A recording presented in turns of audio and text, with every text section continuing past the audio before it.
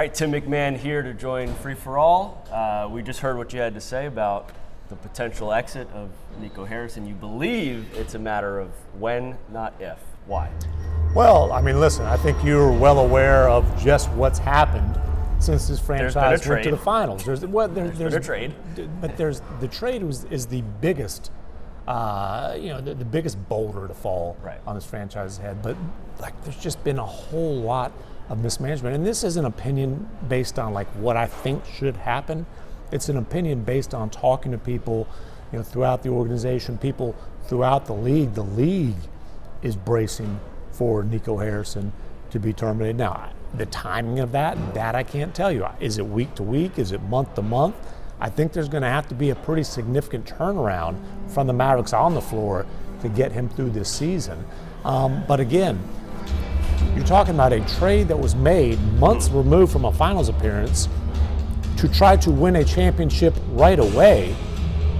They fell in the lottery, frankly, just got ridiculously lucky to get Cooper Flagg, and they look like they are destined for another trip to the lottery in the second year of what the man himself said was a 3 to 4 year window. I think the question I would ask you is, how would you justify Nico Harrison continuing to be the general manager of the Dallas Mavericks? I guess really the question that I have today is why now? We and you mentioned this earlier today on the podcast. Patrick Dumont, after the trade, strongly defended Nico Harrison. Now, you don't have Kyrie Irving. You lost Anthony Davis for 5 of these first 10 games. Why wouldn't those injuries sort of pad Nico's case and protect him? Well, I think that is partially the case for, hey, give him a chance. We haven't seen this team together, that sort of a thing.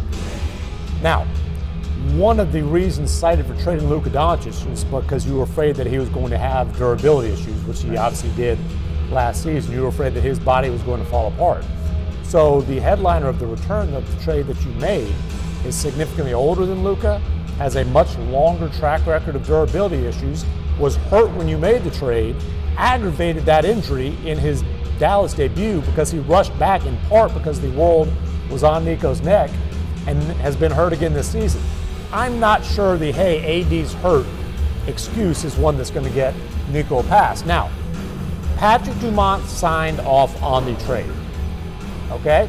He's to blame for the deal. It wasn't his idea. It doesn't happen without his sign-off. But he's not taking the lion's share of the blame. Well, but I think part of the hesitation of moving on from Nico Harrison is Patrick Dumont feeling that he himself does have a sense of accountability. Now, again, I think you get to another question there, which is, okay, this clearly is a disastrous situation.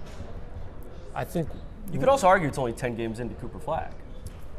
Well, and then you can also argue, what should the priority of the franchise be? Building around an 18-year-old potential superstar, or trying to cash in on this 3 to 4 year window that is not going real well so far? Right. I just wonder from the optics standpoint, if Dumont does fire Nico Harrison, which we know the fan base, most of it will be happy if Nico is out, but there's no scapegoat in between Dumont and the struggles of this team at that point. And so from that perspective, I just wonder, I mean, it sounds like you're getting a sense, though, that Nico's fate might be inevitable. And listen, when and if, and I do think it's more when than if this happens, Patrick Dumont needs to take accountability for the state of the franchise. There's no question about that. But you can keep on down this path to over the cliff, I would say. Or you can say, hey, oh boy, did I learn a lot in my first full year as a governor in the NBA, and we've got a real problem. It's going to take a while to fix it, but we're going to get this right. Speaking of Cooper Flagg, I think a lot of people are at odds about how he's being asked to come in here at 18 years old, run an NBA offense as a point guard, which isn't really what he was asked to do at Duke.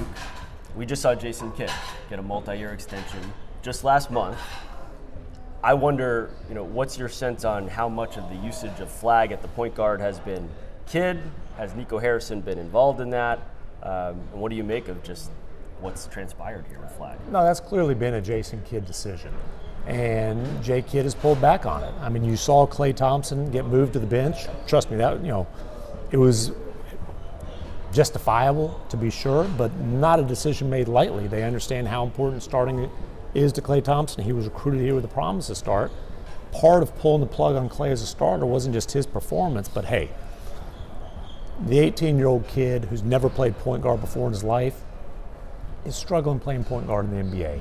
Let's take that primary facilitator burden off of his shoulders. They put D'Angelo Russell, a guy who, that was Nico's big move this summer. They put him into the starting lineup. I would say politely there's been very mixed results, but it's almost unfair to Cooper Flagg to have him continue to be a point guard for a team that, good news here, going into this game Monday night, the Mavericks are no longer the worst ranked offense in the league. They're now just second to last. That's something. But it's almost unfair climbing towards 110 a game. Seriously though, he's 18. And look, LeBron wasn't a very efficient player at 18. Kobe Bryant averaged 7.6 points per game off the bench as an 18-year-old. Giannis put up middling stats as primarily as a reserve on a bad team. 18-year-olds don't just arrive in the NBA and dominate, much less while playing in an entirely new position. So I understand the thought process of the experiment, but they've pulled off of that experiment. Just going back to Nico, again, we knew Kyrie's out for the first several months coming into this season. I just wonder, why don't you let this thing play out to a point where we get to see, I guess, his vision. Of course, no one feels like he planned to have Cooper Flagg in the number one overall pick, but to have Flagg, Anthony Davis, Kyrie Irving all healthy on the court. Certainly, I think that would be Nico Harrison's preference. Of course. He's talked Patrick Dumont into crazier things before. Yes. So we'll see. I also think you've got to be cautious of expecting Kyrie Irving in his mid-30s, coming off of a torn ACL, to step back on the floor and put a cape on. Like, dude, this is an abysmal offensive team. You don't just, boom, hit the ground running off an ACL. We don't know when he's going to be back. Certainly, he's making great progress, but it's one thing to be shooting off the move against kind of dummy defense, with no contact. It's another thing to step into an NBA game. So if your plan is, hey, just hold on, Kyrie's coming to the rescue, I think that's not very fair to Kyrie Irving. Came to light that attendance has been down so far. First game, I think, since last January, sub 19,000. Is that a minor detail? Does Patrick Dumont care about that? Okay, first of all, stated attendance has been down. Like, come on, dude. You come to games. Do you think every seat's been filled since that trade? No. Do you think that every seat was filled for 24 years? Trust me, pre-Luka, there was a lot of empty seats. Right. But does Patrick Dumont care about revenue? Yes, absolutely. And I think that's one thing that really slapped him in the face last year after the trade was, oh my goodness, it's not just the outrage from the fan base, it is revenue went. Well, and then they hiked season ticket prices. There have been a lot of things that have been tough to stomach for this fan base since last February, I would say. A lot of things. And you look at this tenure for Dumont and the Adelson family, December will be 2 years since the sale went final with Mark Cuban. It's been not only obviously the Luka Doncic trade as the headliner and raising the season ticket prices, but now there's this fight with the stars, with the arena. And I just have to wonder, do you feel like there might be a part of Patrick Dumont and Miriam Adelson that regrets making this purchase? I'm not going to speculate on that, and I haven't heard anything that would indicate that. Certainly for a franchise that went to the finals months after the sale went through, you feel that like that's a pretty good way to start an ownership tenure. Yep. And it's been a very rocky road since then. Sure has. Tim MacMahon, appreciate the insight. We'll see what happens.